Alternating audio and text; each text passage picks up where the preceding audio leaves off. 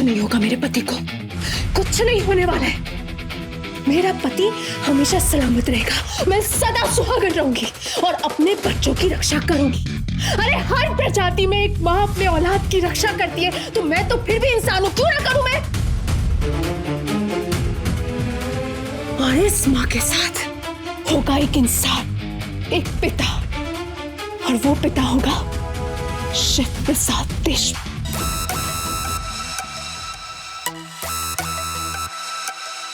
Ma'am, we are from special branch.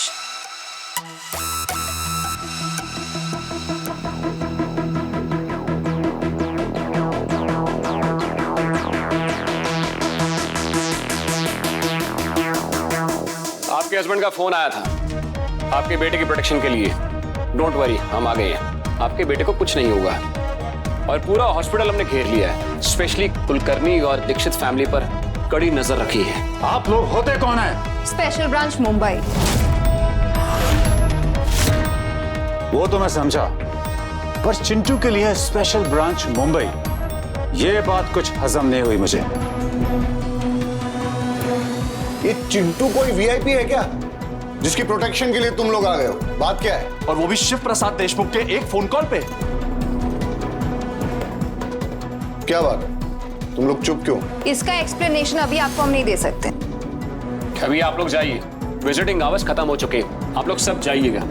मेरा नाती वहां पर सीरियस कंडीशन में एडमिट है, हॉस्पिटल बेड पे सोया हुआ है। अगर मैं यहाँ पर हूं तो तुम लोग को प्रॉब्लम क्या है? सुना नहीं आपने? घर जाइए, विजिटिंग आवर्स खत्म हो चुकी, नीचे जाके वेट कीजिए, भीड़ मत लगाइए, जाइए। तुम जानते नहीं हो मैं कौन हूं, मतलब दादा कौन है? ए मिस्टर, तुम नहीं आप बोलिए। शायद आपको तुम और आपके बीच का डिफरेंस नहीं पता है।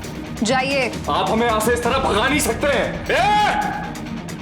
तुझे उठाकर ले जा सकता हूं मैं, तू एक क्रिमिनल है। कौन क्रिमिनल? तू करके किससे बात कर रहा है? तू करके किससे बात कर रहा है? क्या देख, यही का यही ठोक दूंगा, समझा? ज्यादा अगर दिखाई ना तो अभी अरेस्ट करके ले जाऊंगा, समझा? छोड़िए छोड़िए इसे। अरे चलिए, हटिए ना।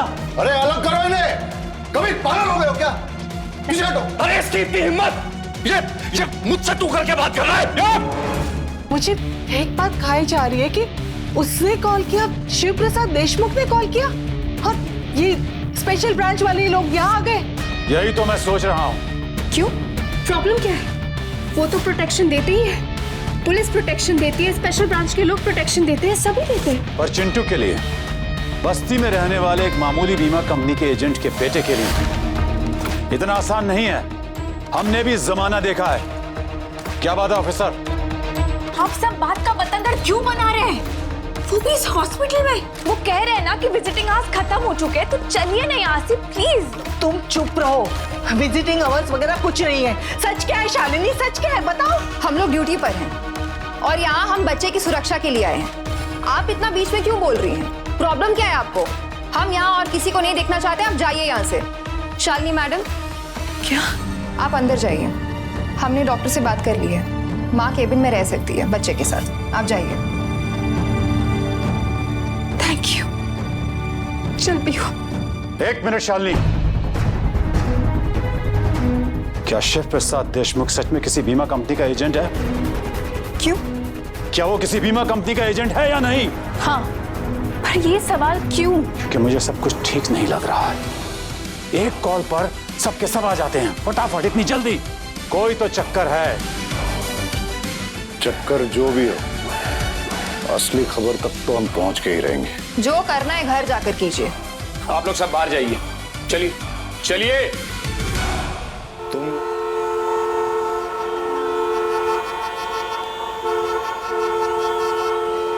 कबीर, कबीर, कहाँ हो तुम? कबीर, क्या हुआ डैड? सरप्राइज है तुम्हारे लिए। सरप्राइज? कैसा सरप्राइज डैड? बेस्ट सरप्राइज है बेटा, तुम सोच भी नहीं सकते। बताइए ना डैड, क्या सरप्राइज है, बोलिए। मनीष जी, नम्रता जी, आइए।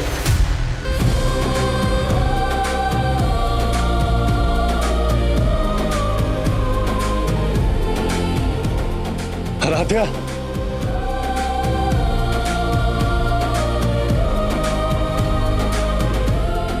I love you, Aradhya. I love you so much. I missed you so much. I missed you so much. I love you, Kabir. I missed you.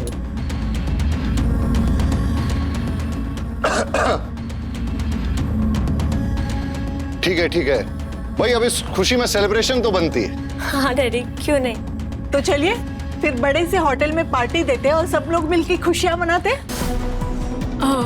पापा, मम्मी कहाँ है? वो वापस अपने घर चली गई है।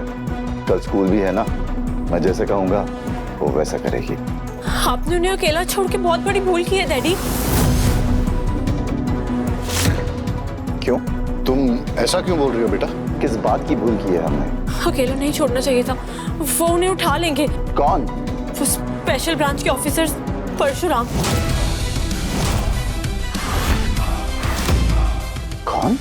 परशुराम। तुम परशुराम के बारे में क्या जानती हो आराध्या? सुनना चाहेंगे आप? तुम्हें क्या पता है परशुराम के बारे में? क्या पता है तुम्हें? बोलो बोलो आराध्या। ये जो परशुराम है वो। हेलो, तुम्हारी सासू माँ को हमने उठा लिया है, हमारे ही पास है। माय डियर साली जी, मुंह से अगर एक शब्द भी निकला ना तो प्रिंसिपल मैम का स्टेटमेंट बदलवाने में 2 मिनट नहीं लगेंगे। सोच लो, जेल के बाहर रहना है, अपना घर बसाना है, तो मेरे आइडेंटिटी के बारे में किसी को बताना मत। सर, बोल। क्या करना है भार्गवी जी का?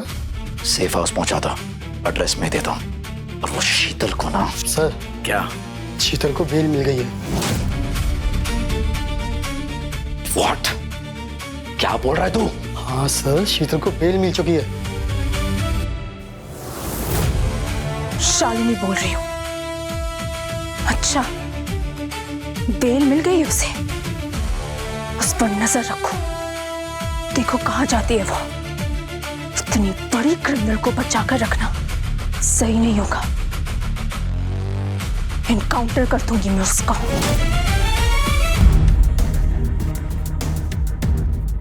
क्या हुआ? तो चुप क्यों है? हाँ बोलना, क्या बोल रही? क्या हुआ? अचानक किसका फोन आया था? वो मेरी फ्रेंड का फोन था। हाँ तो फिर बताओ कौन है परशुराम?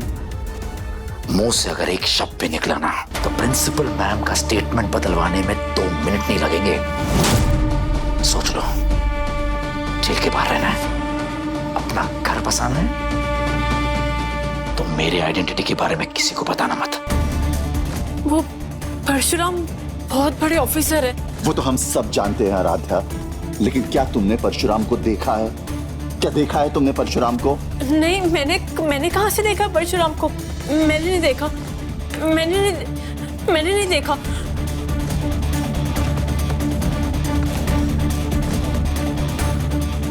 आराध्या झूठ बोल रही है।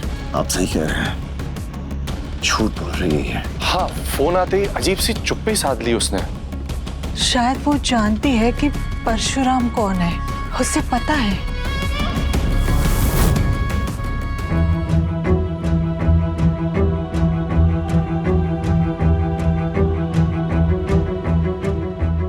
चिंटू,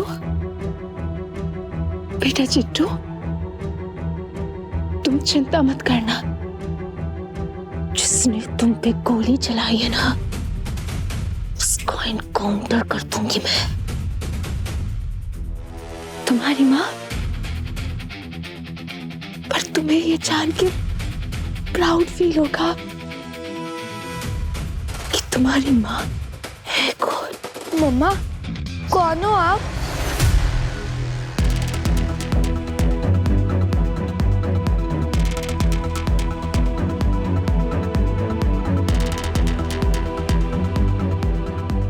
किसी को बताओगी तो नहीं ना? नहीं।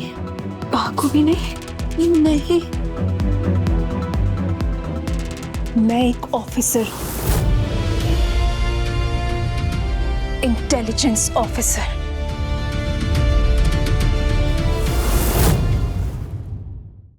चाबी है ना तुम्हारे पास? चाबी मेरे पास है।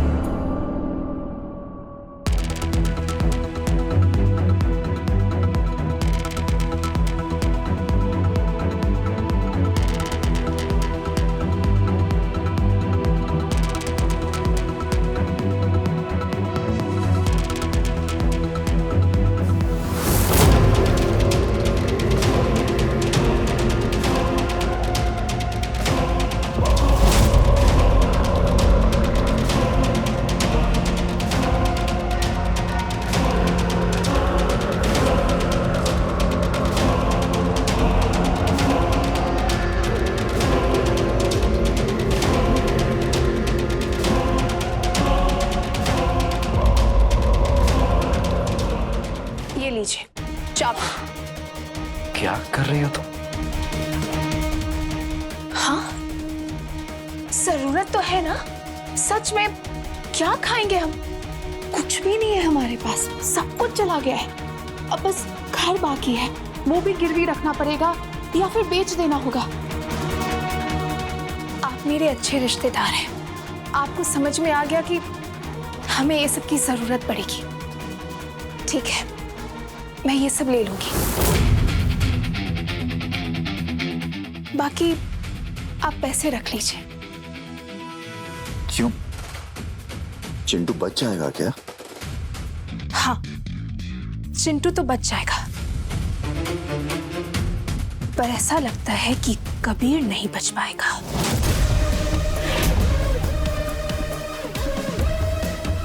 पैसे रख लीजिए, उसके दाह संस्कार में काम आएंगे। पैसे कम पड़ गए तो यही पैसे काम आ जाएंगे, रख लीजिए। क्या बोल रही हो तुम? मैं एक माँ हूं, मैं चिंटू को तो नहीं मरने दूंगी। इसके लिए अगर जरूरत पड़ी तो भगवान से भी लड़ लूंगी, पर चिंटू को तो ठीक होना पड़ेगा, वरना भगवान पर से मेरा भरोसा उठ जाएगा। आज की इस दुनिया में असुर जीतने की भरपूर कोशिश कर रहे हैं, पर देवियां अब उनका वध करना शुरू करेंगी इस कलयुग में। चलिए चलिए मेरे घर, ये सब सामान लेकर आइए। शालिनी, ये सब क्या हो रहा है? टेंशन मत लो, वहां हम एक खेल खेलेंगे। क्या? हाँ, ये जो सामान लाए हैं उस पर पेट्रोल डालकर आग लगाकर खेल खेलेंगे हम, और उसी आग के चिंगारी में कबीर और उसके बाप को मैं कुछ नहीं कर सकती तुम। क्या कर लोगी? कुछ नहीं कर पाओगी, कुछ भी नहीं। The ball is in my court. Bhargavi ने स्टेटमेंट दे दिया है कि पुलिस ने जबरदस्ती उससे स्टेटमेंट लिखवाया था। आराध्या के खिलाफ भी स्टेटमेंट झूठा था, और सीसीटीवी फुटेज भी नकली थी। वो तो मेरे साथ घूमने निकली थी पार्क में, उसे किसी ने अगवा नहीं किया था, किसी ने भी नहीं। पुलिस ने जो ये स्टेटमेंट बनाई थी ना, सब झूठी थी। समझ गई ना तुम शालिनी? हाँ, समझ गई। चलिए, आप जरा चिंटू के पास रहिए। तुम सच में जा रही हो?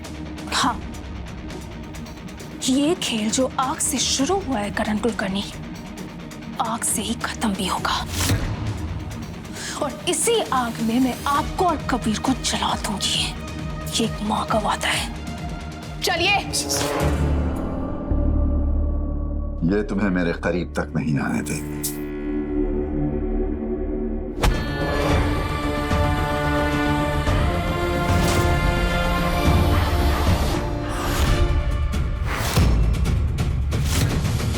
ये हॉस्पिटल है, यहाँ इंसान को बचाया जाता है, मारा नहीं जाता।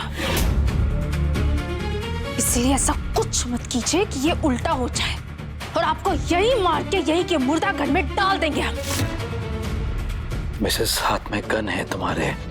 जी हाँ, देवियों के हाथ में त्रिशूल होता है, खड़ग होता है, और आज के इस आधुनिक युग की देवी के हाथ में गन होता है, गन। समझ गए? नाउ कारण कुलकर्णी, जाइए यहां से।